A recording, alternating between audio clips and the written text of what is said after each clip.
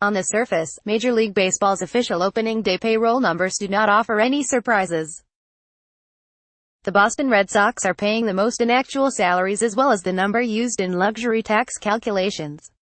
The Chicago Cubs and New York Yankees also have payrolls in excess of $200 million. The average salary is almost exactly flat year over year despite industry revenue gains.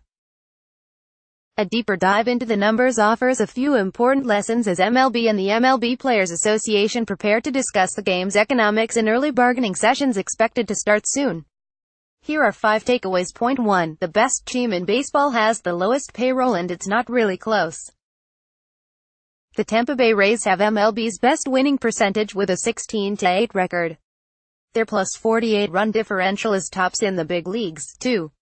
And they're doing it with a 40-man roster making slightly more than $50 million this season. The Rays' actual payroll number, as calculated by the league, is $62,143,354. The base salaries of their entire 40-man roster are $53,647,378, or $1.35 million less than the base salaries Detroit is paying Miguel Cabrera and Jordan Zimmermann this year. The chasm between the $53.6 million and $62.1 million comes from signing bonus dollars, including long-ago paid bonuses for the since-traded Chris Archer and Evan Longoria, and money kicked in to cover Edwin Encarnacion's salary. More on that later. MLB's calculation factors in only a prorated portion of Blake Snell's $3 million signing bonus on his new long-term deal, so the $53.6 million number isn't spot on in terms of actual cash outlay. But it's close enough. It's nearly $19 million less than the next lowest team, Miami, and not even a quarter of Boston's $220.6 million in base wages. On one hand, it's a testament to the Rays' ability to build an exceedingly cost-effective core through the draft, international free agency, trades and signings. It's also a reminder that however dreadful their stadium, however miserable their TV deal, however rough their economic reality, the Rays are spending far less than their competitors. Point 2. The teams that spend the highest proportion of their revenues will surprise you. Excuse the mixing of numbers here, but since MLB keeps individual teams' revenue numbers a tightly held secret, the closest facsimile that exists is Forbes' annual valuations. While the league says the numbers are not accurate, the estimated revenues are calculated using a consistent formula and thus provide a reasonable constant against which we can measure the percentage of money spent. The clear champion in terms of pouring money back into the major league team is the Washington Nationals. MLB calculates their payroll at $191.6 million, fifth behind the $200 million-plus payroll behemoths and the Los Angeles Dodgers, at $195.4 million. Forbes estimates the Nationals' revenue last year, meanwhile, at $336 million, which is 12th among major league teams. Adding to the nearly $192 million payroll another $14,509,516 every team pays in benefits, the Nationals would be spending more than 60% of revenue on their 40-man roster. Using that payroll plus benefits divided by revenue formula, other big spenders include Cincinnati, 56%, Colorado, 55.7%, Seattle, 52.6%, and Toronto, 51.4%, the lowest. The Yankees, whose $668 million in revenue dwarfs even a $200 million-plus payroll.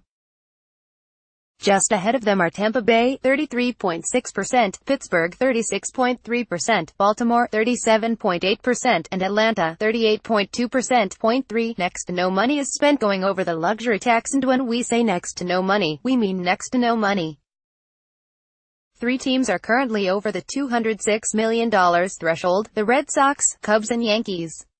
Combined, they would pay $21,005,073 in penalties. That is 0.05% of the $4.55 billion total for all 30 teams' luxury tax calculations. As in, 1/2000th. It was even lower last year, when the Yankees and Dodgers were among the teams resetting their luxury tax base rate, which increases for multiple-time offenders. That came off back-to-back years in which the tax penalties were at least marginally higher, 5 teams totaling $61.2 million in 2017, 6 teams combining for $74.1 million in 2016, that's still fractional.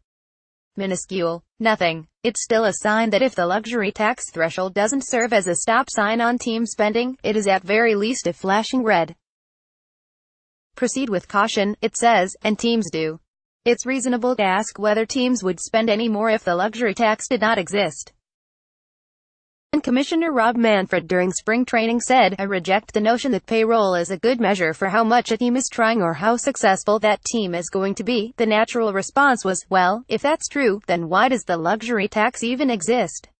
It's a question that the union is certain to ask during the upcoming negotiations. Point 4. As the sky was falling this winter, more than $4 billion was guaranteed to players. Now, it's important to understand that more than half of that, nearly $4.2 billion, came via contract extensions, and that those extensions were, in some cases, a function of players being so mortified by the shifting free agent market that they were happy to grab onto whatever life raft of money teams offered.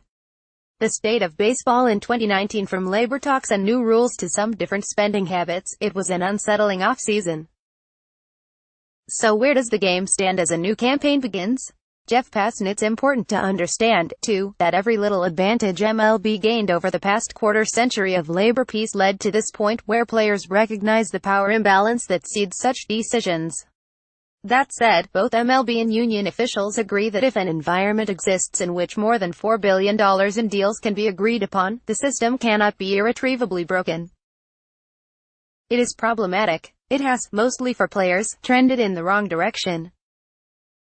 It includes ridiculous incentives for teams to bury talent, see Vladimir Guerrero Jr., still a minor leaguer, and, at times, use that as a cudgel to incentivize players to sign under-market contracts. There are issues, major issues, deep-seated issues that need remedying so the sides can focus together on the sport's future. And the money spent this winter offers hope that all the whispers of a work stoppage don't come to fruition. Point 5. There are more have-nots than have-us. If the average total 40-man payroll this season is $135,724,912, there are 13 teams currently spending more and 17 under that mark. While this does not mean the big payroll-small payroll disparity has widened any, the standard deviation among payrolls this season is consistent with the last half-decade. It does show a concentrated money advantage among the larger market clubs that pay revenue sharing. The split is not accidental. Almost every team above the mean pays revenue sharing. Almost every team below the mean receives it. Whether the chasm widens going forward is worth watching. Competitive balance is important to the league and union. A game clearly by and for the rich is a game bound to fail, thus Manfred's likely rejoinder on the luxury tax question. At the same time, it's clearer than ever that a large payroll offers teams not just the capacity to spend but to fail. Big contract misses aren't anchors. Even better, others big contract misses can turn into dead money coups. There is $54,403,334 in cash exchanged on rosters today, and high-revenue teams are almost always the ones willing to eat money. When the Players Association says the average salary in 2019 is $4,512,357, clearly baseball is a sport made of haves and more haves. But the game's equilibrium, both competitively and economically, is tenuous and needs the right kinds of stewards to ensure it never falls too far out of whack.